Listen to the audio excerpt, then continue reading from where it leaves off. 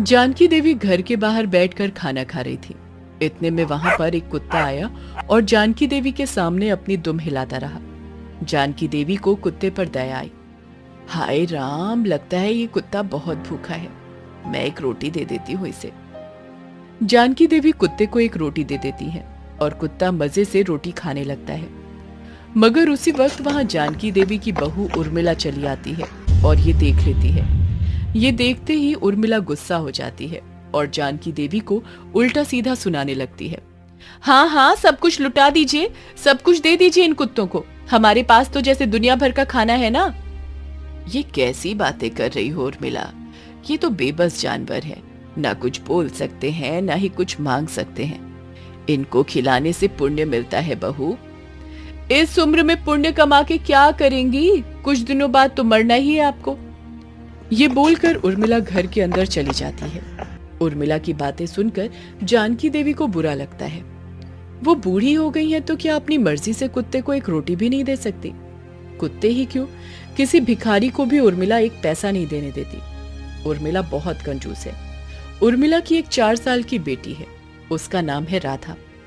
राधा बिस्तर से उठ नहीं पाती है क्योंकि वो बीमार है। बहुत सारे डॉक्टर को दिखाने के बाद भी उसकी बीमारी ठीक नहीं हो रही है। राधा, आज तबीयत कैसी है बेटी? अच्छी नहीं है माँ। रुक जा, मैं तेरे लिए खाना बना कर लाती हूँ। नहीं माँ, मुझे कुछ भी खाने का मन नहीं कर रहा है। अरे पहले देख तो मैं क्या बना कर लाती हूँ। उर्मिला राधा के लिए अच्छा खाना बना कर लाती है, मगर राधा खाने से मना कर देती है। उर्मिला बस इसी बात को लेकर परेशान रहती है। पता नहीं मेरी बेटी कैसे ठीक होगी। उर्मिला राम जी की बहुत बड़ी भक्त है। वो हर रोज भगवान राम की पूजा के लिए मंदिर जाती है, मगर वो इतनी कंजूस है कि भगवान को चढ़ाने के लिए सिर्फ फल का एक ही टुकड़ा लेकर जाती है। हे राम जी, मुझ पर कृपा कीजिए, मेरा घर धन दौलत से हमेशा भरा रहे और मेरी राधा बेटी ठीक हो जाए। अरे कंजूस औरत, थोड़ा तो शर्म कर। राम जी को चढ़ाने के लिए बस फल का एक टुकड़ा लाई है और धन दौलत की मांग कर रही है। अरे पुजारी जी, ज्यादा कुछ चढ़ा के क्या फायदा? राम जी खुद तो खाएंगे नहीं, यही आसपास के लोग खाएंगे, मैं उन सबको क्यों खिलाऊं? उर्मिला की बात सुनकर पुजारी जी ताज्जुब रह जाते हैं। वो कहते हैं, तो क्या हुआ? राम जी तो यही चाहते हैं, राम राज्य में कोई भी भूखा पेट नहीं सोता। देखिए पुजारी जी, वो सब मुझे नहीं पता। मेरा तो ये मानना है कि खुद का पैसा इधर उधर नहीं लुटाना चाहिए। ये बोलकर उर्मिला राम जी को चढ़ाया हुआ फल का टुकड़ा भी खुद खा लेती है और वहां से चली जाती है। हे राम, ये औरत कितनी कंजूस है, इससे ज्यादा कंजूस इंसान मैंने कभी नहीं देखा। हे राम जी, इसे सही रास्ता दिखाइए। उर्मिला घर चली आती है और देखती है कि घर के बाहर उसकी सास कुत्ते को पानी पिला रही है। ये देखकर उर्मिला गुस्से से लाल हो जाती है और अपनी सास से कहती है, ये क्या कर रही हैं आप? आपका दिमाग नहीं काम करता है क्या, बेशर्म औरत कहीं की? अब क्या हो गया बहू, पानी ही तो पिला रही हूँ। पानी भी मुफ्त में आता है क्या? सुबह सुबह जाकर लाना पड़ता है, और वो भी आप कुत्ते को पिला रही हैं। अरे शुक्र कीजिए कि आपको पानी पीने के लिए मिलता है, ज्यादा मनमर्जी करेंगी तो आपको भी पानी नहीं मिलेगा। हाँ, ये क्या बात हुई बहू, पानी देने में भी कंजूसी? हाँ, मैं कंजूस हूँ, आपको ज्यादा बकवास करने की जरूरत नहीं। चुप रहिए वरना लात मार के घर से निकाल दूंगी। उर्मिला घर के अंदर चली जाती है। उसी दिन दोपहर को एक अंधा भिखारी घर के बाहर आता है और भीख मांगता है। भगवान के नाम पे कुछ दे दो, इस अंधे को कुछ दे दो, भगवान के नाम पर कुछ दे दो। अंधे भिखारी को देखकर जानकी देवी को दया आती है और वो उर्मिला से पैसे मांगने जाती है।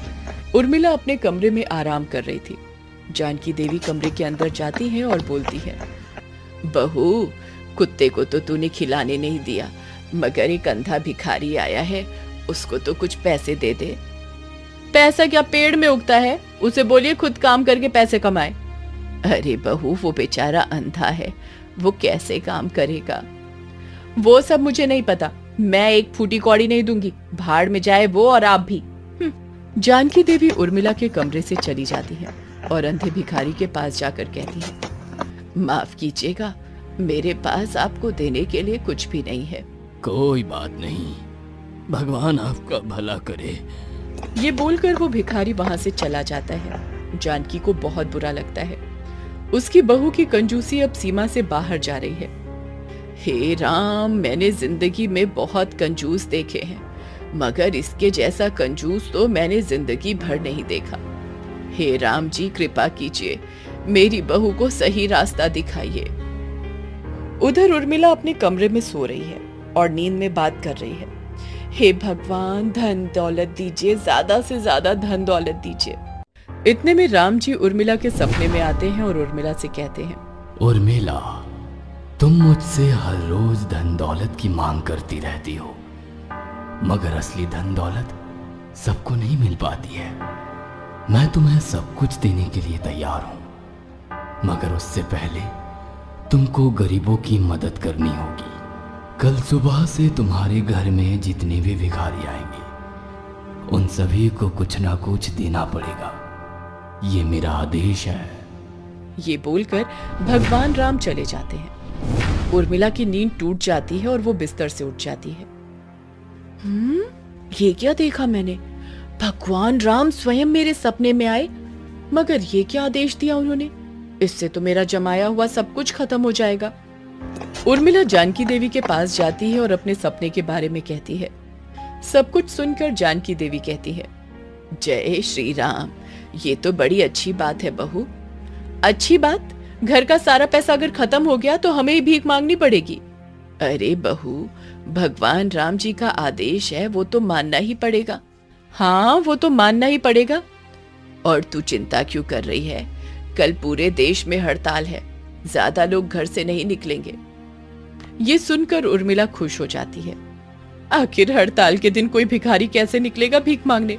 और अगर एक दो आ भी गए तो क्या, कुछ पैसा देकर भगा दूंगी। इसी तरह भगवान राम का आदेश मानना भी हो जाएगा और मेरा पैसा भी बच जाएगा। अगले दिन सुबह उर्मिला घर के बाहर आकर खड़ी हो जाती है। वो डरी डरी सी है। बस एक ही बात उसके दिमाग में चल रही है, बस ज्यादा पैसे ना देने पड़े। इतने में एक भिखारी आता है और भीख मांगता है। भगवान के नाम पे कुछ दे दो, भगवान तुम्हारा भला करेगा। अरे सुबह सुबह आ गया एक, रुको देती हूँ।